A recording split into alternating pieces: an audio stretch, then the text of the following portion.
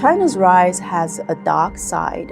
That dark side exploded on February 6, 2012, when the political intrigues of one of the Communist Party's top leaders, Bo Xilai, spilled into public view.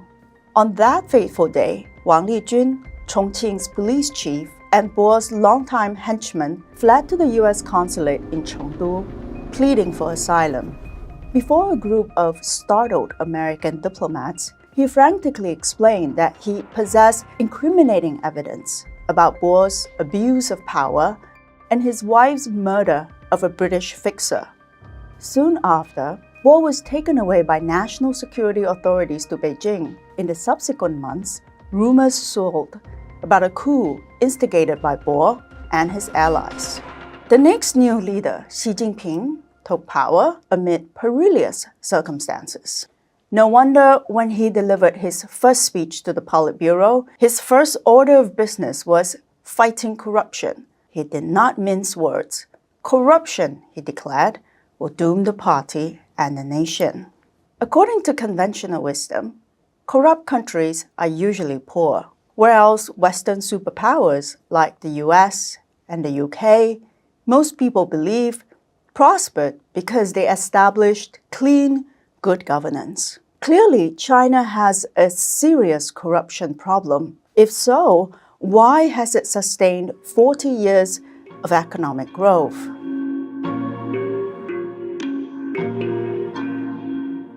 The story of Mr. Fu provides some clues to the puzzle. Mr. Fu is one of the richest men of his generation, lavishing bribes and company shares upon powerful officials.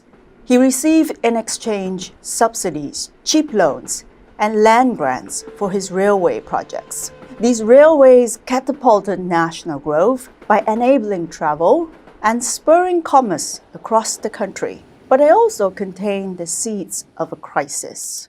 Corrupt politicians indulged companies like Mr. Fu's to inflate their costs and accumulate debts. When one of these companies went bankrupt, others followed. Banks panicked, prices fell, and the stock market plunged. The coal and iron industries suffered, along with the railroads. Sounds familiar? This came to be known in America as the Panic of 1873. Mr. Fu is not Chinese. He's American. His full name, Stanford, is the Chinese translation for Mr. Leland Stanford, who gave away his wealth to a famous university named after him, which is coincidentally where I received my PhD education. Mr. Stanford was the man behind the Transcontinental Railroad. He played a monumental role in America's modernization, but his path to immense fortune was also paved with deal-making corruption and was linked to financial crisis. Normally, we think of China and the US as two cultural opposites with nothing in common. People invoke the term the clash of civilizations. In reality, if you take stories from America's Gilded Age in the 19th century and replace them with Chinese names, you think that I'm describing contemporary China. Both experience a period of rapid growth and urbanization, along with risk, inequality, and corruption.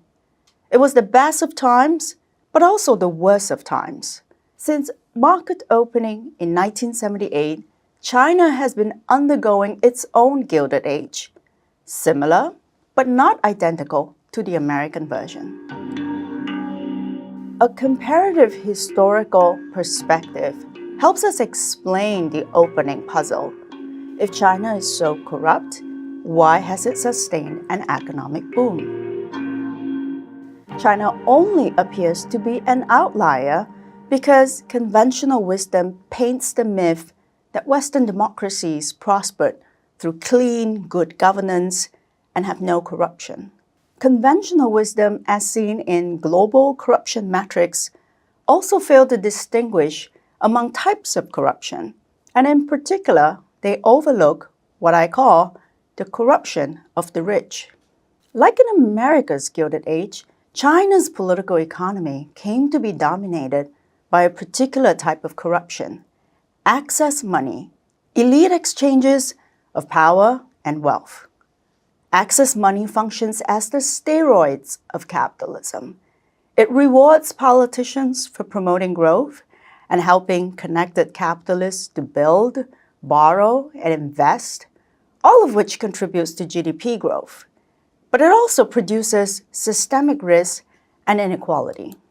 Yet even as access money exploded, the Chinese central government gradually controlled growth-damaging types of corruption, such as embezzlement. In other words, the quality of corruption in China is different from typical predatory states that only steal but do not deliver. That is why we observe a similar outcome in both the American and Chinese Gilded Ages: speedy, but also risky and imbalanced growth. In the rest of the episode, let me elaborate on this argument in a few parts. Let's begin by unbundling corruption.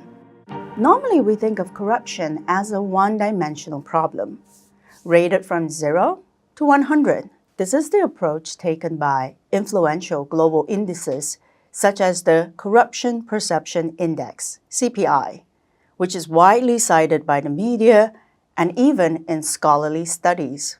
In this approach, rich countries are consistently rated as clean, while poor countries are rated as very corrupt. In 2017, for example, China was ranked more corrupt than Jamaica and Rwanda. However, corruption comes in qualitatively different types that cannot be reduced into a single score. To unbundle corruption, I offer a simple four-part typology divided along two dimensions. The first dimension is whether the corruption involves elites or non-elites. For example, the president and his family or street-level police officers. The second dimension is whether the corruption involves exchange or theft. The intersection of the two dimensions creates four categories of corruption. 1. Petty theft. 2. Grand theft. 3. Speed money. Petty bribes paid to low-level officials to overcome a delay or to get a license faster. And 4. Access money. Not the same as speed money. Access money are lavish perks paid to powerful officials, not just for speed, but for exclusive, lucrative access. For example, cheap land, government contracts, lax regulations, tax breaks. Unlike speed money, access money can be legal and institutionalized. But in developing countries like China, such corruption is still illegal and personal, manifesting in the form of massive bribes. Here's another way to understand their distinction. Speed money are bribes derived from blocking businesses, whereas access money are rewards collecting by helping selected businesses make enormous profits that they otherwise could not without the government's help. Like drugs, different types of corruption harm in different ways. Petty theft and grand theft are equivalent to toxic drugs. They're the most damaging as they drain public and private wealth. Speed money is not as bad as petty and grand theft, but it does not spur growth. Think of it as painkillers. It lessens headaches, but it does not help you grow muscles. Access money, on the other hand, are the steroids of capitalism. Steroids are known as growth-enhancing drugs, but such drugs come with serious side effects over time. Historically, we have seen the side effects of access money play out in settings around the world. Crony capitalism and state capture contributed to financial crashes in 19th century America, of which there were 5, the Asian financial crisis in 1997, and most recently, the 2008 US financial crisis. In 2023, that bubble is bursting in China as well. Understanding the deal-making corruption embedded in China's growth model helps us appreciate both its stupendous rise and the problems that have come with it. Now that we have a typology, we can think about corruption comparatively as well as how it evolved over time. Global metrics like the CPI have done a great public service by bringing attention to the problem of corruption. To create a cross-national perception measure of corruption takes a lot of work and time. Having tried making one myself, I know how hard it is. But the CPI's concept and measurement of corruption is problematic and even misleading. First of all, the CPI is a perception-based measure based on experts.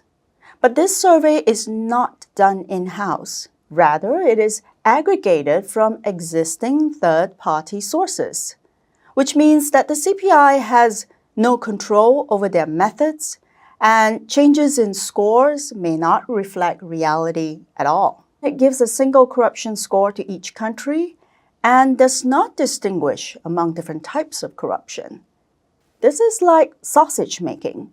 Different meats are mushed into one sausage. Third is an issue that existing critiques have not pointed out.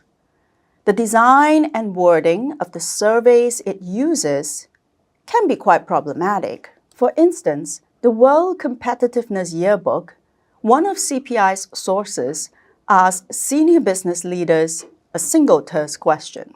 Bribery and corruption exist or do not exist? Another example is from EIU's country risk ratings. Are there general abuses of public resources? Imagine if you were asked to answer this question for the UK, China, or Kenya. Could you give an accurate answer?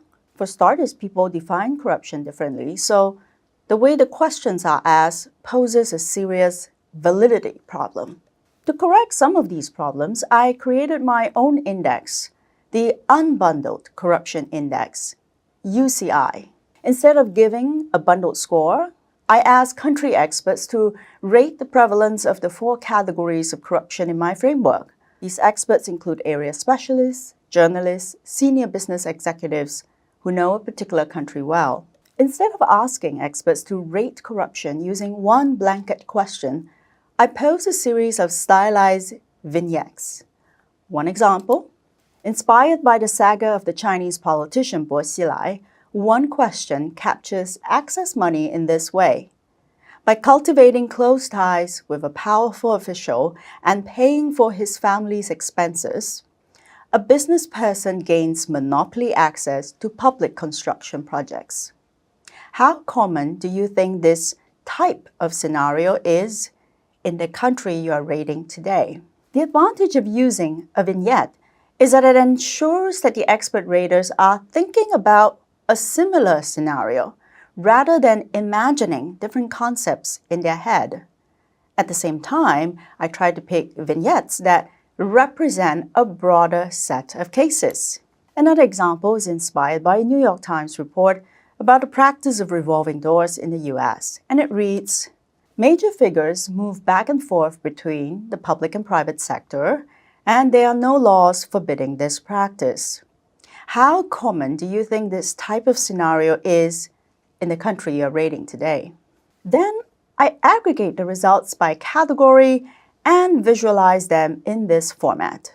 The total UCI score is indicated at the top left in brackets. On top of that, you can also see the composition of corruption distributed over the 4 categories. As you can see, China has all types of corruption, but the most dominant type of corruption is access money. My pilot includes 15 countries, including India, Nigeria, the US, and South Korea. It allows us to compare not only the overall levels of corruption, but also its composition and dominant type. Here I zoom in on a paired comparison of China and India, which is especially interesting. Although the 2 countries have nearly identical total scores, their patterns of corruption diverge. In India, the most dominant type of corruption is speed money. paying bribes to overcome delays. Whereas in China, access money, elite exchanges of power and wealth prevails. Why is that? This quote from a high-level official in New Delhi is revealing. He says, "If you want me to move a file faster, I'm not sure if I can help you. But if you want me to stop a file, I can do that immediately." His quote implies that regime type matters. Because India is a fragmented democracy, officials have the power to veto, but not to make unilateral decisions. So bribes tend to be paid to overcome the numerous hurdles created by the bureaucracy. In China, it is the opposite. Power is concentrated.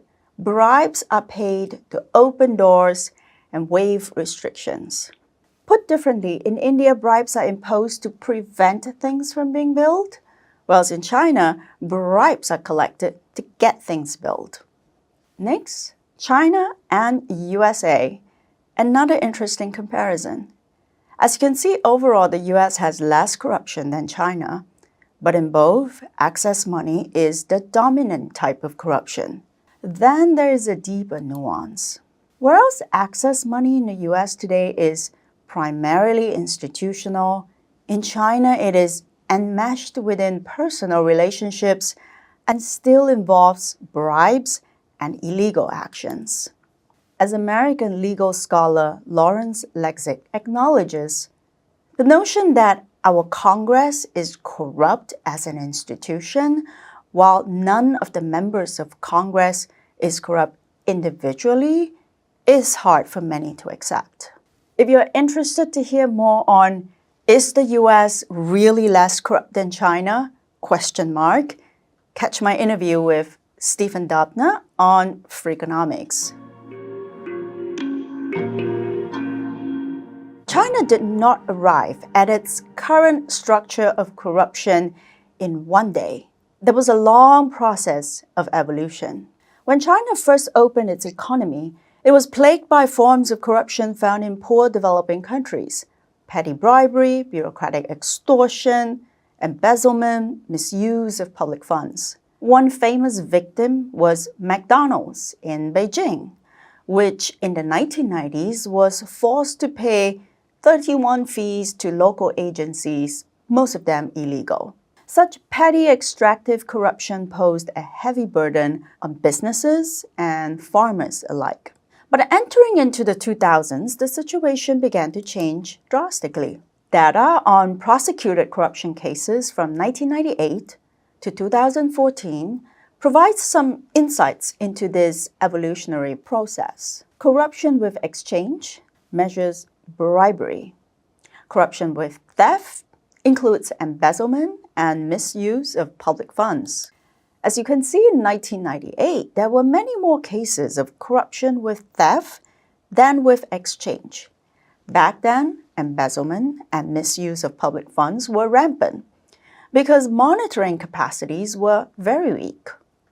But by 2014, the patterns were reversed.